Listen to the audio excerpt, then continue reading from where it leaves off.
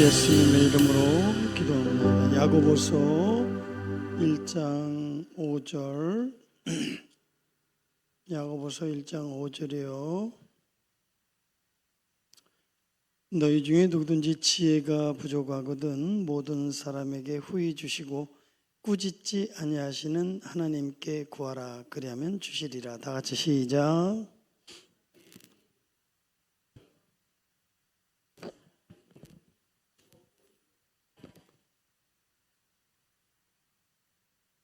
예, 하나님께서 또 저에게 영감하셔서 배직 세미나 귀한 말씀을 나누게 하신 하나님께 감사를 드리고, 지금부터 여러분들이 배울 내용은 여러분들의 삶에 굉장한 영향력을 줄 수 있는 그런 내용들이 담겨져 있습니다.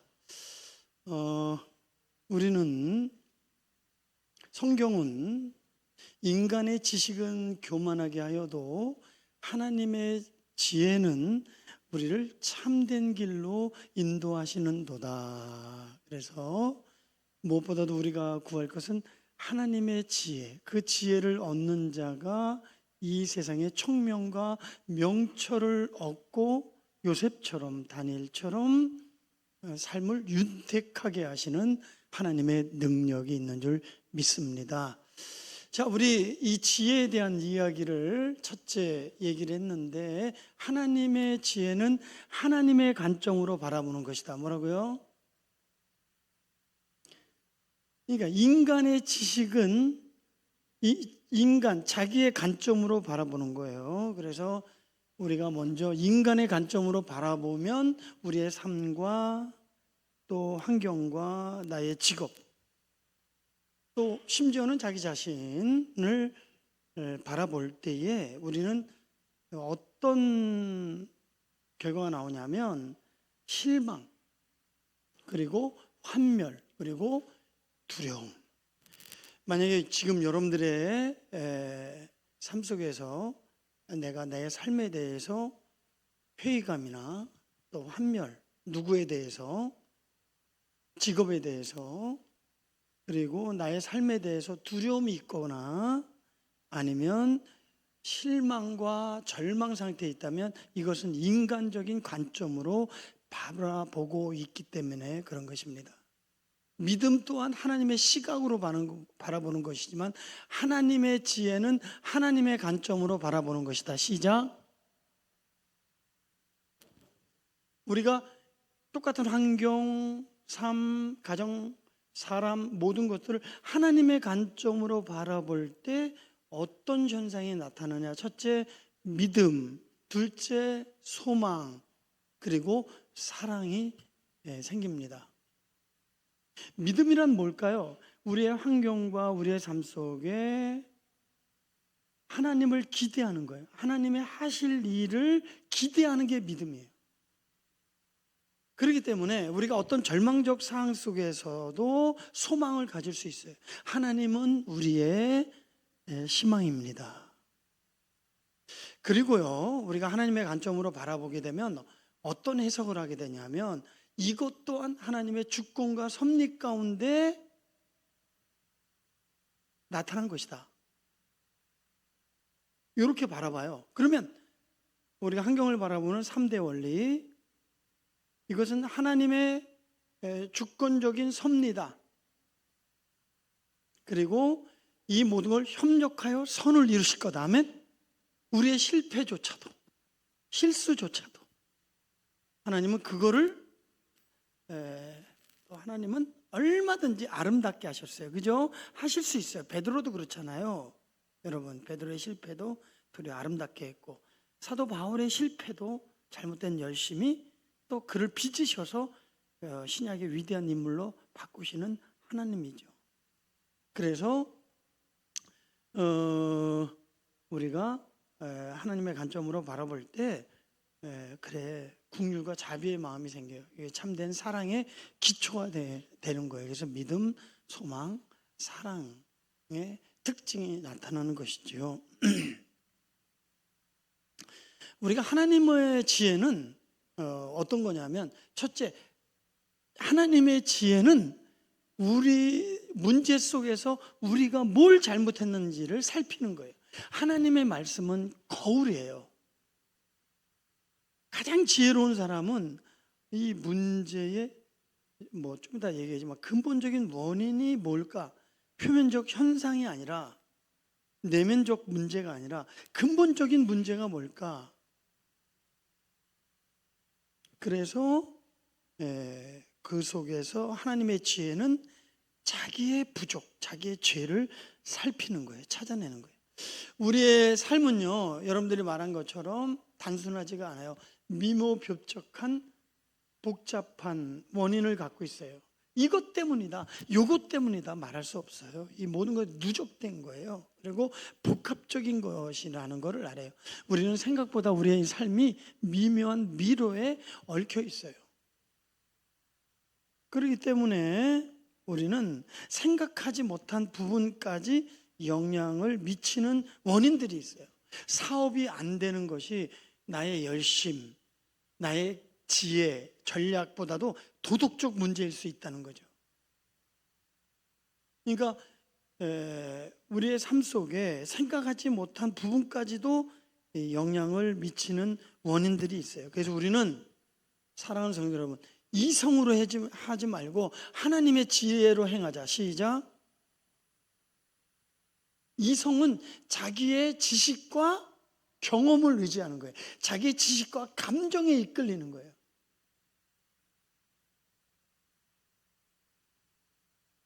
그러나 지혜는 하나님의 말씀과 그의 영감을 따라서 행하는 게, 이게 하나님의 지혜입니다. 할렐루야.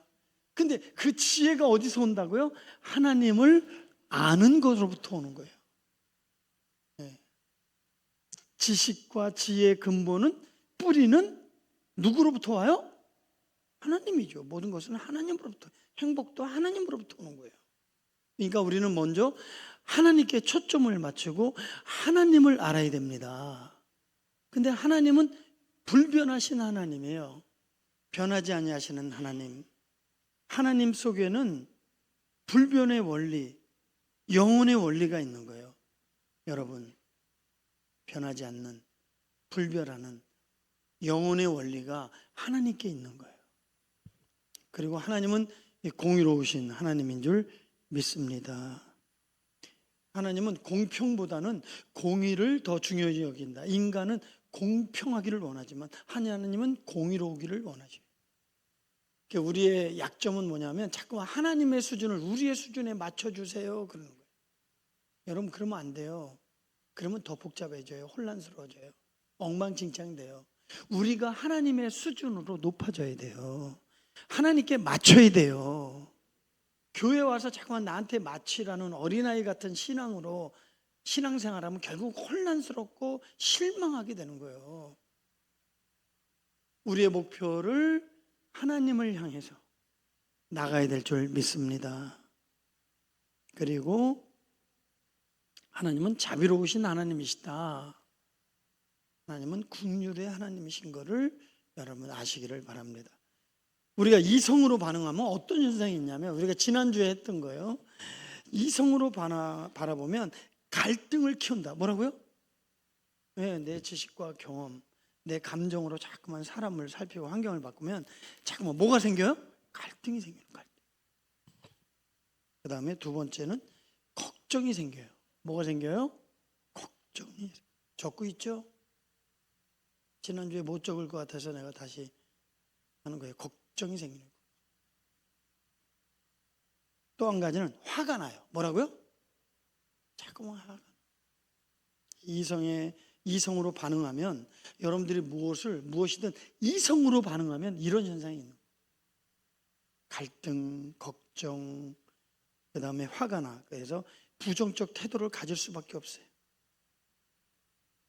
그래서 이런 모든 것들이, 현상이 인간적 관점으로 사항을 반응하기 때문에 그래요. 우리는 그렇게 반응하면 안 돼요. 우리는 하나님의 원리를 따라 사항에 반응해야 돼요. 하나님의 원리. 그래서 이 배직세면의 7가지 원리, 좀 이따 얘기하겠지만, 그토록 변하지 않고 나쁜 습관에서 자유하지 못하고 아무리 애써도 안 됐던 사람이 이 베직 세미나를 참석하고 7가지의 원리를 자기 삶에 적용했더니 완전히 변화된 거예요. 깜짝 놀래. 여러분, 하나님의 원리가 답입니다. 하나님의 말씀이 답입니다. 우리가 하나님의 원리로 사항을 반응해라. 이성으로 하지 마라. 인간의 관점으로 바라보지 말라. 하나님의 관점으로 바라보는 자가 지혜롭다라는 건데, 하나님의 원리로 바라볼 때 뭐가 생기냐면 인내가 생겨요. 뭐가 생겨요? 예, 인내. 하나님의 관점으로 바라보면 하나님의 뜻과 섭리가 계실 거야. 이렇게 생각하는 거예요. 믿음으로 반응하는 거예요. 뜻과 섭리가 계실 거예요. 그러다 보면 뭐예요? 인내하는 거예요. 이 협력하여 선을 이루실 거예요. 그리고 하나님께 맡기니까 마음의 평안이 오는 거예요. 그래서 나의 삶 속에 하나님의 은혜와 축복을 보지 못하는 사람은 하나님의 원리에 어긋났기 때문에, 내게는 왜 이런 복이 없지? 나에게는 왜 이런 하나님의 능력이 없지? 나에게는 이런 하나님의 놀라운 도움이 없지? 없는 이유가 딱이에요. 하나님의 원리에 어긋났기 때문에 그런 거예요. 자꾸만 인간 기준에 맞춰서, 그리고 세상의 원리로 자꾸만 자기가 거기에 휩싸여서 행하기 때문에 하나님의 은혜와 축복이 나타나지 않는 거예요. 어떤 상황 속에서도 하나님의 관점으로 바라보기를 주의 이름으로 축복합니다. 하나님의 원리를 쫓아 살기를 주의 이름으로 축복합니다. 지난주에 이제 우리가 요구를 하다가 말았어요. 갈등의 4단계, 표면적 문제, 표면적 원인, 근본 문제, 근본 원인. 그러면서 우리가 이제 예를 들어서 자녀의 옷차림. 야, 학교 가는데 그렇게 입으면 되니? 교회 가는데 그렇게 입으면 아무리 얘기해도 안 돼요. 표면적 문제만 보지 말고, 야, 너 생각이 있어 없어? 왜 그런 옷을 입어가 아니라 이 근본적인 표면적 원인이 있다는 거죠. 예를 들면 그것은 부모의 권위에 대한 대항이라는 거죠. 저항이라는 거죠. 왜 그러지 그러면?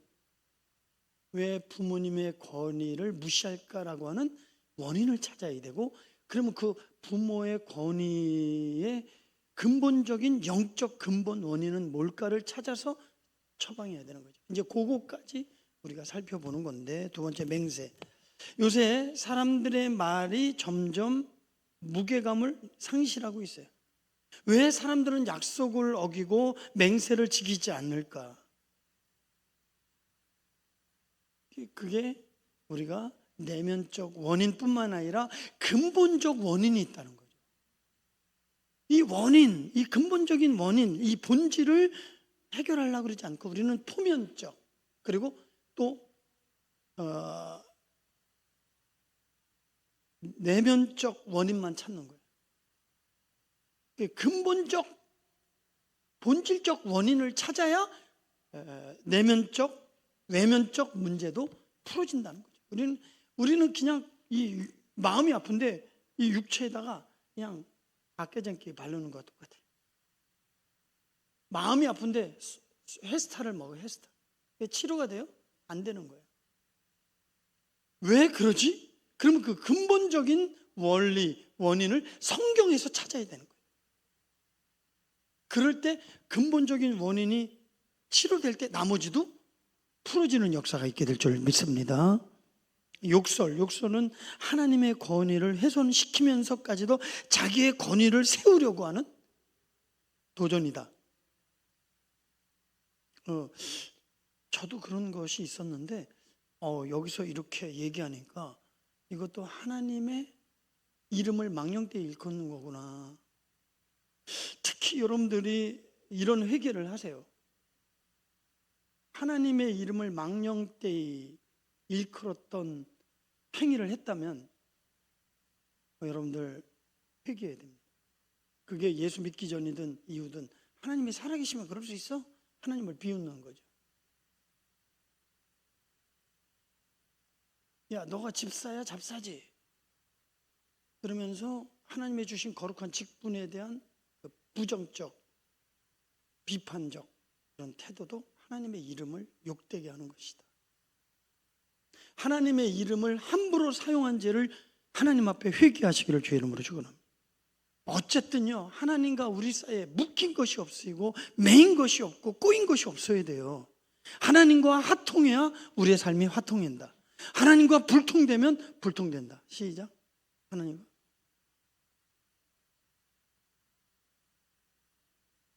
잘했어요. 부정적, 그러니까 뭐냐면 거짓말, 도둑질, 속임. 여러분들의 자녀들 중에 남의 것을 훔치거나 거짓말로 속이 속상하신 분이 있습니까? 이번에 이성훈 집사가 막 속상해갖고 찾아와서 이제 상담을 하면서 자녀들을 이렇게 키우다 보니까 이제 아이들의 머리가 커갖고 순수하고 깨끗하고 아름답게만 커주기를 바라지만 그렇지 않죠? 그런 충격이 있죠? 왜 그럴까? 이 부정적, 표면적 문제가 아니라 내면적, 영적 문제가 있다는 거예요. 존중하지 않는 마음. 하나님은 너희가 표면적 문제, 눈으로 보고 귀로 듣는 거로 판단하지 말라.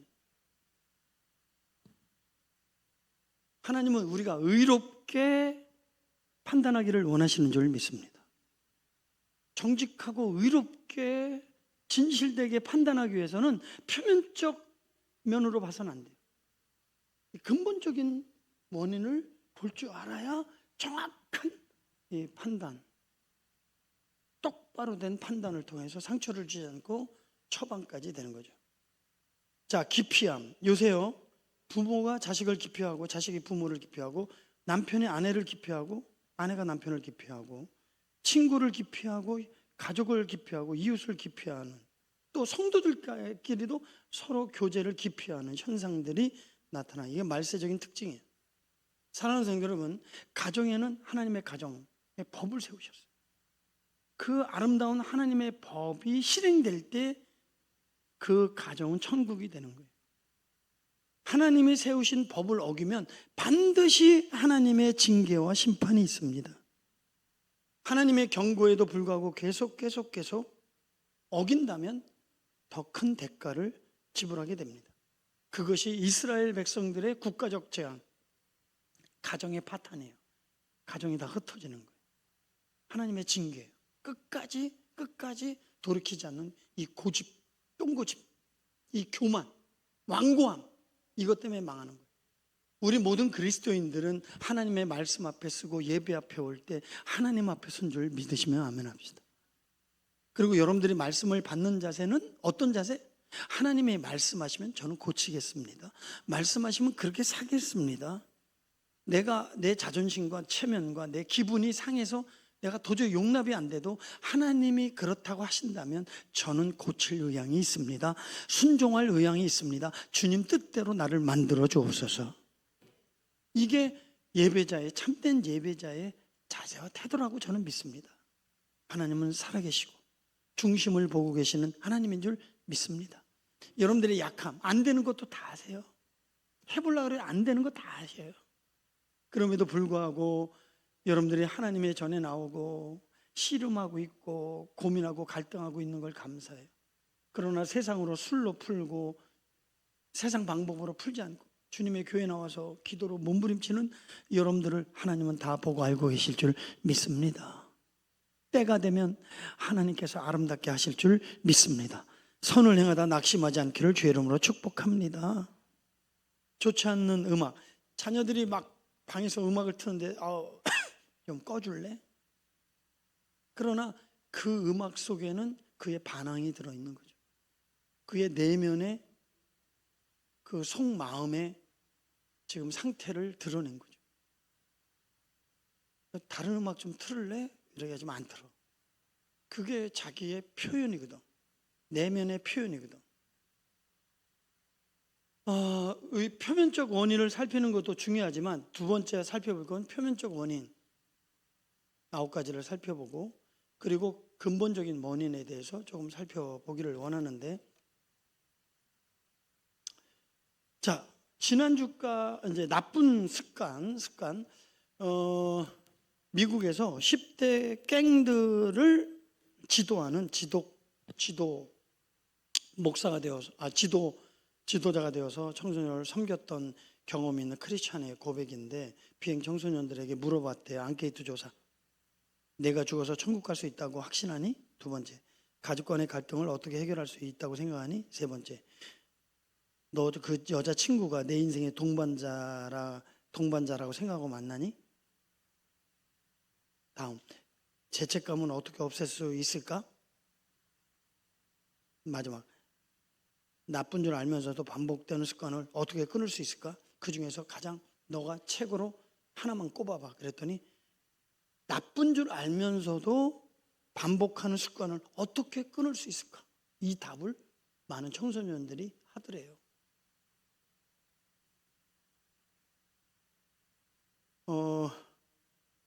쉽지 않죠. 29년 동안의 그 나쁜 습관을 있어서 고치려고 해도 안 됐는데, 이 세미나에 참석해서 이 원리를 적용했더니 27년 만에 끊는 거예요. 한 노인은 평생을 이 손톱 무릎 뜯는 것을 고치려고 해도 안 됐대. 우연히 이 세미나를 참석하고 이 원리, 하나님의 원리를 적용했더니 71세에 끊었어. 그러니까 우리는요, 모든 답은 하나님의 말씀에 있습니다. 여러분들이 인정하든 인정하지 않든, 여러분들이 받아들이든 않든 하나님의 말씀에 해답이 있습니다. 우리가 하나님의 원리로 살 때 하나님은 우리의 삶을 새롭게 하시는 능력이 되는 것입니다. 하나님의 지혜를 구하기를 주의 이름으로 축복합니다. 오늘은 이제 표면적 원인, 내면적 원인은 첫째 이렇게 해서 다 썼어요. 9가지. 그 다음에 두 번째는 열등감이에요. 열등감.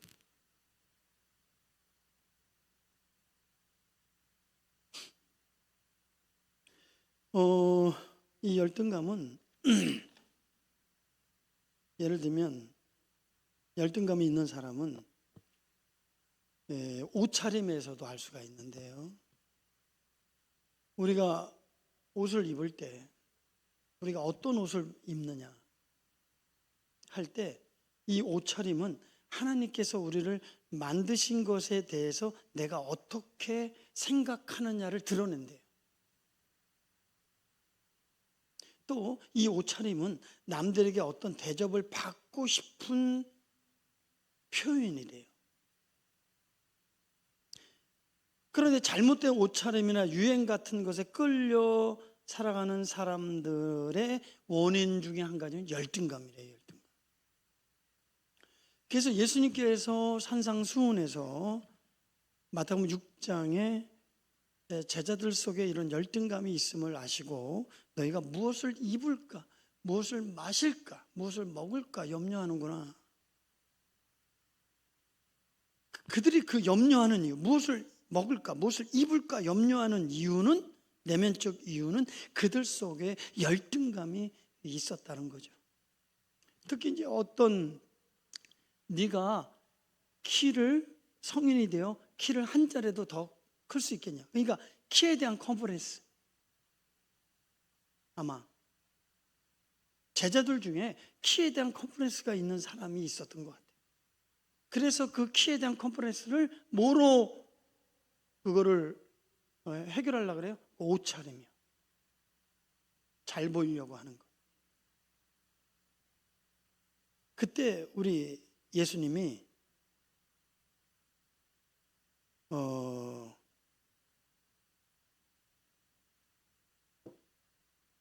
누가 염려함으로 그 키를 한잔할 수 있겠냐? 키를 크게 할 수 있겠냐? 하나님, 예수님은 근본적인 타치를 하셔요. 자, 두 번째, 분노. 우리가 극복해야 될 문제 중에 하나는 분노예요.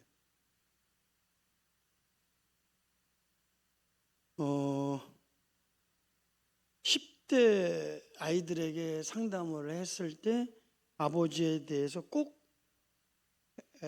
아버지가 바꾸고 싶었던 두 가지를 지적했어요. 첫째, 아버지가 제발 그렇게 화를 내지 않았으면 좋겠어요. 두 번째, 아버지가 자기가 잘못했을 때 인정했으면 좋겠어요. 이 두 가지를 지적해 드리고 싶대요.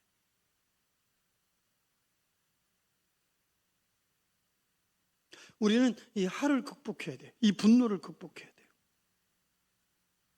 하나님은 우리가 그저 화를 참고 그냥 묻어두기를 바라시지 않아요. 그건 정답이 아니에요. 하나님은 우리가 화를 이기고 그거를 이 화를 아름답게 승화하시기를 원하시는 줄 믿습니다. 자, 세 번째 내면적인 문제는 두려움이에요. 두려움, 염려인데요. 성경은 450회나 두려워하지 말라.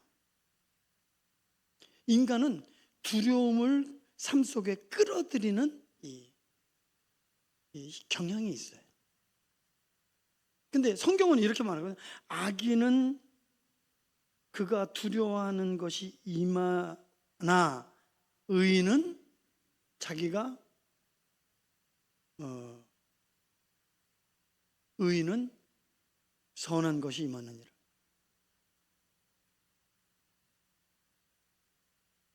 성경에 무척 중요한 사례가 있어요.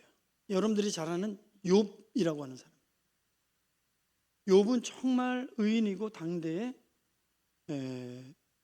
믿음의 수준이 상당히 높은 그런 사람이었지만 그게 약점이 있었어요. 두려움이었어요. 두려움. 어떤 두려움이냐면 이런 것들이 미칠까 두려워한 거예요. 뭐냐면 혹시 이렇게 좋았던 우리 자녀들이 다치지 않을까? 그 재산이 많이 있는데 그걸 빼앗기지 않을까? 내가 지금은 건강하지만 나빠지지 않을까라고 하는 이 두려움이 있었어요. 자, 욥기 3장 25절을 한번 찾아서 읽어보세요. 욥기가 뭐라 그러냐면 잘 들어봐요. 누가 읽어봐요? 욥기서 3장 25절.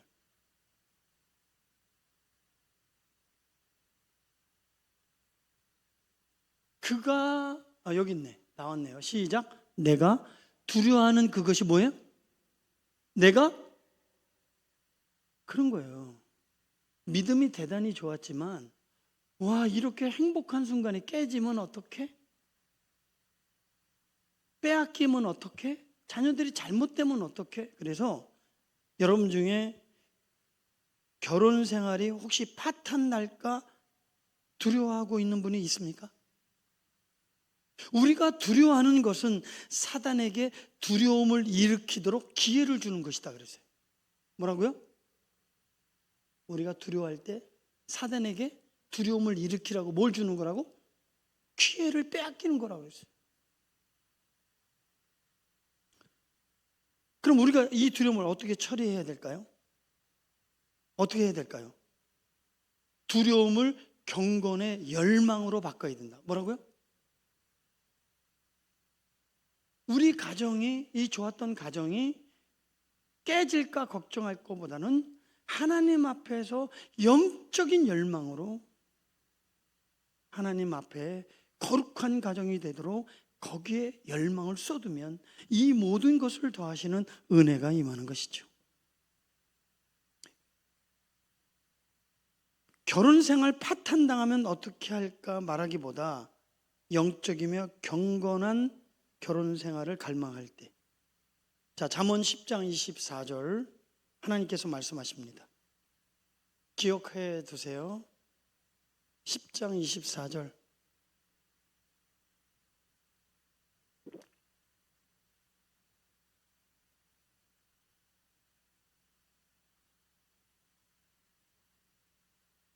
어, 10장 24절 시작. 자, 악인에게는 뭐예요? 예, 두려워하는 것이 임한대요. 그 다음에 의인은 할렐루야. 우리 의인들에게는 우리가 하나님께 바라고 원하는 것들을 하나님이 임하게 하실 줄 믿습니다. 아버지의 마음이죠. 그 다음에 이제 우리가 살펴봐야 될 게 염려예요. 염려. 염려예요.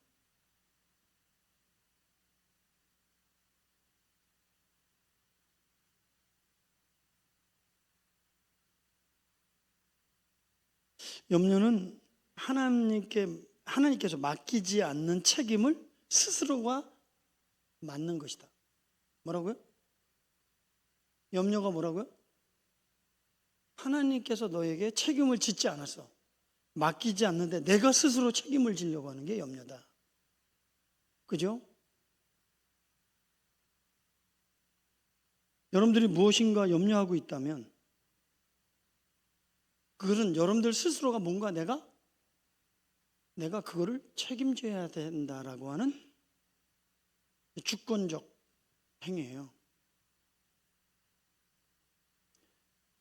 하나님께 맡기기를 주의 이름으로 축복합니다.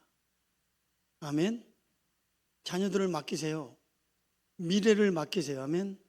그 시간에 기도하세요. 그 다음에 또 방황. 뭐라고요? 염려, 방황. 방황은 여러 가지 원인이 있죠. 우리 10대들 외적인 방황으로는 옷, 욕설, 그 다음에 잘못된 음악. 이게 이제 반항의 표현이에요. 그러나 이 반항의 외적인 표현이지만 내적인 표현도 있다는 거예요. 한 소년이 아빠가 너 의자 앉아. 아빠가 앉으라고 해서 앉지만 나는 여전히 서 있다고 말하는. 난 여전히 서 있거든. 내면적 반항. 그런데 여러분들이 알아야 될 거는 반항은 내면적 반항이든 외적 반항이든 그거는 파괴력이 있다. 뭐라고요? 결국 나의 삶을 파괴하게 된다는 거예요. 반항. 그 다음에 시기 질투, 내면적 시기 질투. 어디 있죠? 하나 없네. 시기 질투. 시기와 질투는 차이가 있어요. 약간의 차이가 있어요. 시기는 내가 남이 가진 것을, 다른 사람이 가진 것을 탐내는 것을 시기고, 질투는 내 자리를 빼앗길까봐, 누가 차지할까봐 두려워하는 게 질투.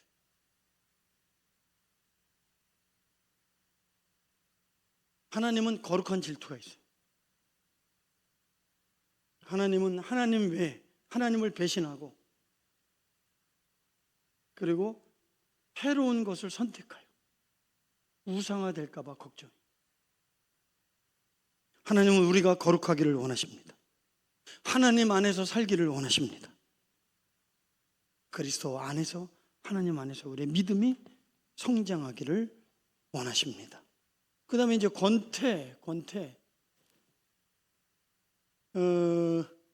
자기 분야에 성공한 사람들, 최고의 사람들에게, 최고봉의 위치에 있는 사람에게 만족하냐고 물어봤어요. 그랬더니 이보다 더 좋은 뭔가가 있을 거야 라고 생각한대요. 지금보다 더 좋은 뭔가가 더 있을 거다. 그러니까 최고의 지위, 최고의 재물, 그 다음에 최고의 성공을 이뤘지만 여전히 인간은 이보다 더 좋은 뭔가를 더 많이 가질수록 기대한대요. 더 많이 기대하기 때문에 만족함이 없고 삶의 허무와 지루함에 빠진다는 거예요. 권태. 그러나 인간이 이런 지루함, 권태에 빠지는 것은 이 기본적인 본능적인 것이 아니라 더 깊은 원인이 있다라는 거죠. 그거를 찾아가는 거죠. 자, 그 다음에 이제 불안, 따라합니다. 불안.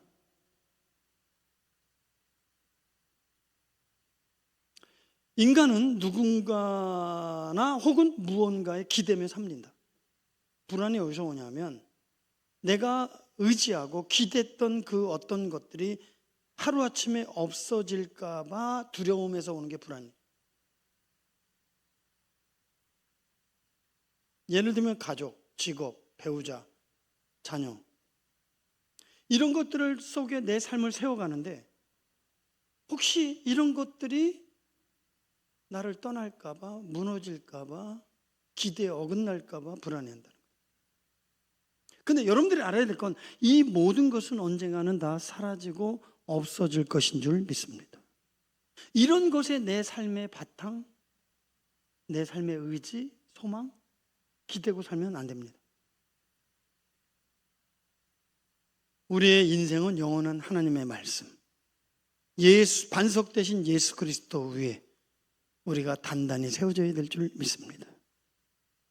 우리가 하나님의 말씀과 예수 그리스도를 믿고 신뢰하며 그 반석 위에 세워갈 때 우리의 삶은 단단해질 줄 믿습니다. 할렐루야. 나의 모든 삶 속에서 가장 안전하고 가장 견고한 성이 말씀이고 예수 그리스도인 줄 믿습니다. 그 위에 굳게 서시기를 주의 이름으로 축원합니다. 그 위에 내가 서리라. 그 위에 내가 서리. 그 다음에 이제 8번째 찾아볼게요.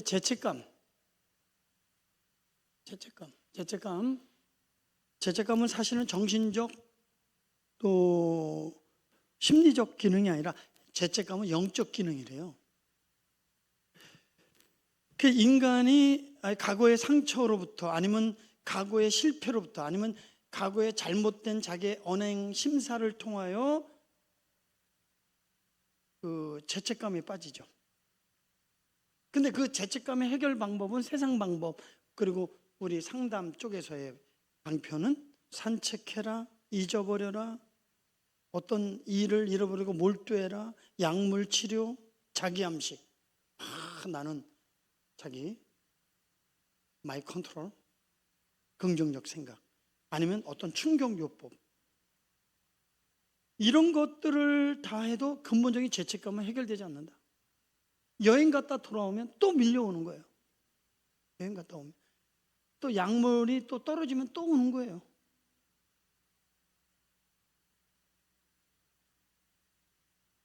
그래서 이거는 근본적인 해결이 되는 게 아니에요. 라그마, 술을 마시고 여행, 도리어 그 죄책감이 도리어 그것이 멈추게 될 때 나는 절망감, 슬픔, 환멸에 더 빠져, 우울에 더 빠질 수 있다. 그러면 이 죄책감의 근본적인 원인이 있다. 여러분들은 알죠? 이 근본적인 원인 속에서 우리의 근본적인 해결책, 이 죄책감으로부터 해결받지 않으면 우리는 그 악순환에 반복되는 거예요. 표면적, 내면적 원인보다 영적인 원인을 치료하고 해결받아야 근본적인 삶의 회복이 있다.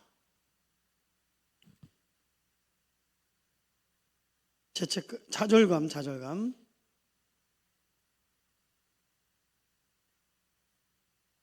좌절감은 표면적으로 표출한 거죠. 하나님은 이 좌절감을 처리하기를 원하는 거예요. 하나님은 완벽하시고 모든 것이 가능하시고, 할렐루야.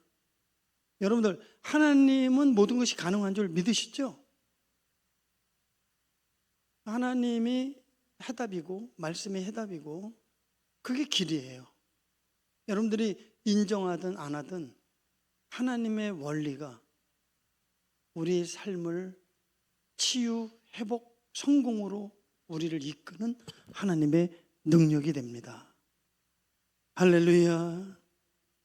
근데 이 표면적 문제 살펴봤고 9가지, 내면적 문제 또 9가지 살펴봤는데, 눈에 보이든 아니면 내면적이든 중요한 건 근본적인 해답을 찾아야 돼. 근본적인 문제를 우리가 찾아야 돼.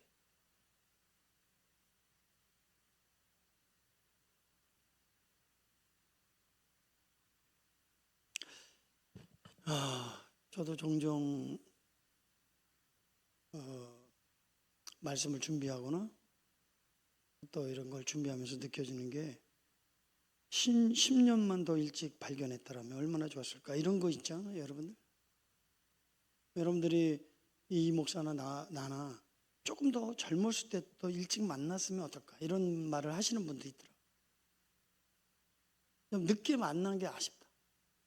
뭐 이런 사람도 있잖아요. 지금도 여러분들은 참 희망이 있습니다. 특히 여기 젊은 사람들은 아직 여러분들은 참 하나님의 은혜의 기회가 많아요. 여러분들이 정말 이 지금이라도 똑바로 배워서 승리하시기를 축복합니다. 제가 고등학교 때 저도 회장, 우리 중모 같은 성철이, 기철이는 삼성 성결교회 대전의 큰 교회, 걔는 회장. 저는 동부제일교회 회장. 고등학교 2학년 때. 누구보다도 열심히였고 또 교회에서 가장 믿음이 좋은 친구들이었고 그랬는데 대학교 가고 다 떠났어요. 무신론자가 됐어요. 그때 열심히 했던 친구들이 85%가 무신론자. 이유가 뭘까?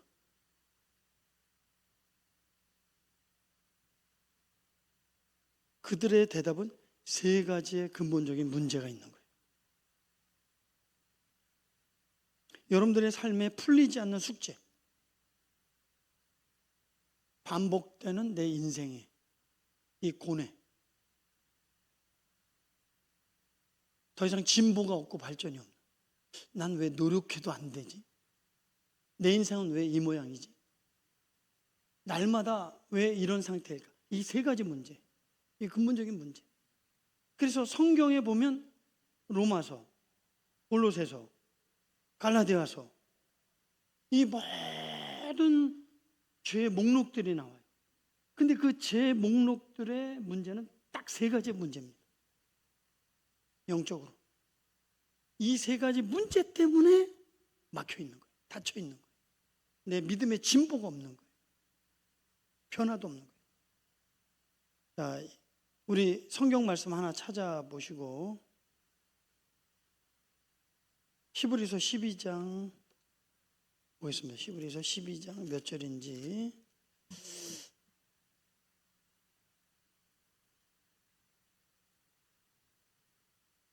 여기 있다. 15절입니다. 15절. 히브리서 12장 15절입니다. 다 같이 시작.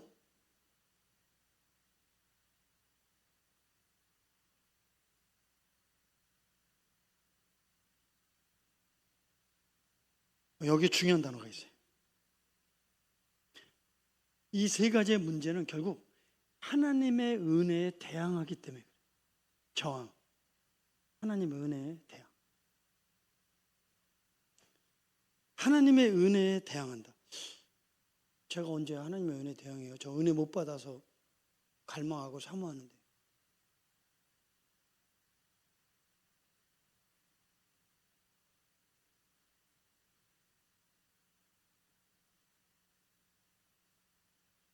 우리가 하나님의 주시는 은혜에 반응하지 못하면 거부하거나 저항하거나 대항할 때 우리는 세 가지 문제에 부딪히는 거예요.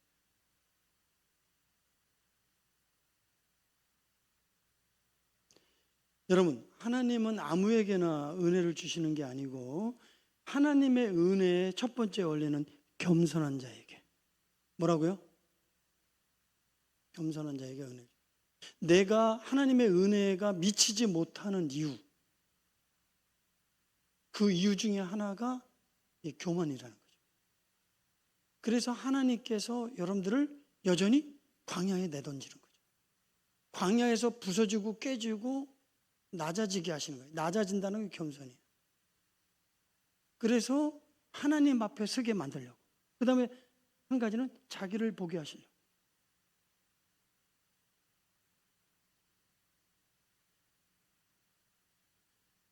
하나님의 은혜는 우리가 생각하는 것보다 훨씬 크고 높고 깊으십니다. 하나님의 은혜를 주시는 근간은 뭐냐? 이 세상의 모든 사람이 구원을 얻도록 하기 위해서 우리에게 은혜를 베푸시는 거예요. 아멘. 그러니까 은혜 받는 자세가 되게 중요하죠. 왜 받으려고 하느냐? 하나님의 은혜가 필요합니까? 어떤 사람은 필요하다? 필요성도 모르고 갈망도 안 하고, 그리고 하나님이 은혜 주시는 이유와 목적도 모르고, 이 무지가 하나님의 역사를 방해하는 거예요. 하나님의 은혜가, 축복이 미치지 못하게 하는 거예요. 그냥 그저 자기의 열심, 잘못된 열심으로 은혜 주세요, 은혜 주세요, 성령 주세요, 능력 주세요 하지만 은혜 받을 자에게 주시지 아무나 주시지 않습니다. 그 첫 번째가 겸손입니다.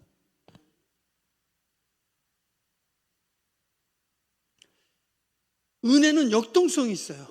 역동성이라는 말은 뭐냐? 은혜는 흐르게 돼 있어요. 자기 혼자 고이 꼭꼭꼭꼭꼭 하나님이 주신 거, 이 은혜, 크고 놀라운 은혜 간직해야지. 절대 그러지 못해. 하나님의 은혜는 역동성이 있어요. 그분의 일을 하고 싶은 소원, 할 수 있는 힘, 이게 은혜의 힘인 줄 믿습니다. 우리의 노력으로 은혜를 얻는 게 아니에요. 하나님의 은혜는 값없이 은혜로 주시는 거예요. 그 주권은 하나님이 주시는 거예요. 내 노력으로 얻는 게 아니에요. 그러니까 여러분들은 하나님의 긍휼을 사모해야 돼. 따르다 주여 나를 긍휼히 여겨주세요. 하나님의 긍휼 헤세드, 하나님의 긍휼이 우리에게 사랑과 은혜가 미치게 만드는 거예요.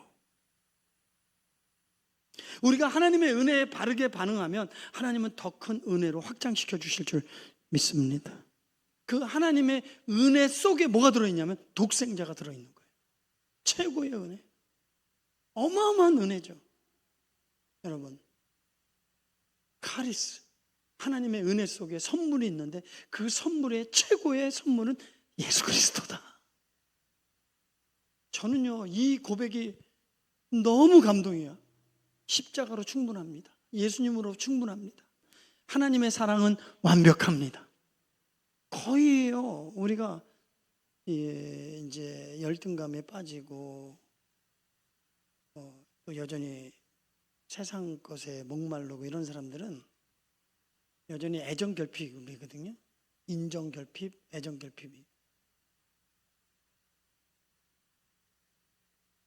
그러니까 어릴 때 충분히 사랑받지 못하는 거죠.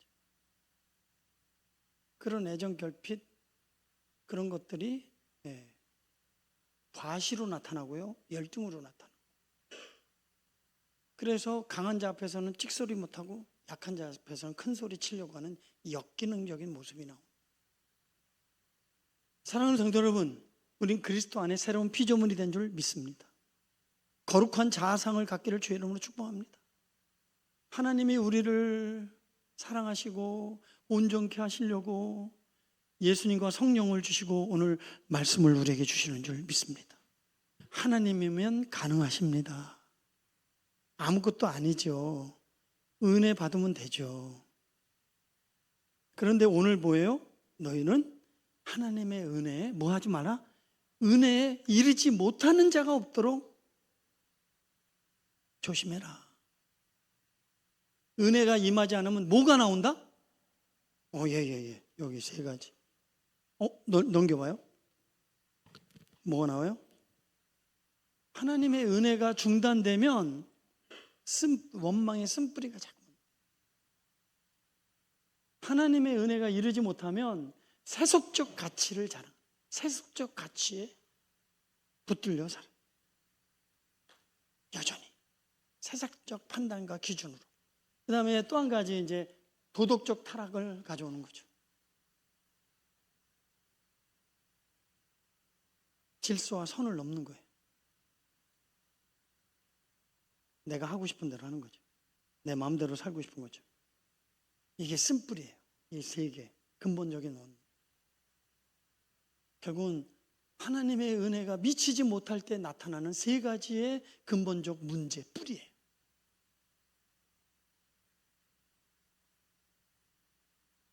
사랑하는 성도 여러분, 이제 다음에 더 구체적인 얘기를 하고 첫 번째 원리로 들어가겠지만, 여러분들이 이번 기회를 통하여 여러분들의 삶에 7가지 원리가 기초석이 되어서 삶의 변화가 있기를, 혁명이 있기를 주의 이름으로 축복하고, 무엇보다 하나님의 은혜가 충만하게 흐르기를 주님의 이름으로 축복합니다.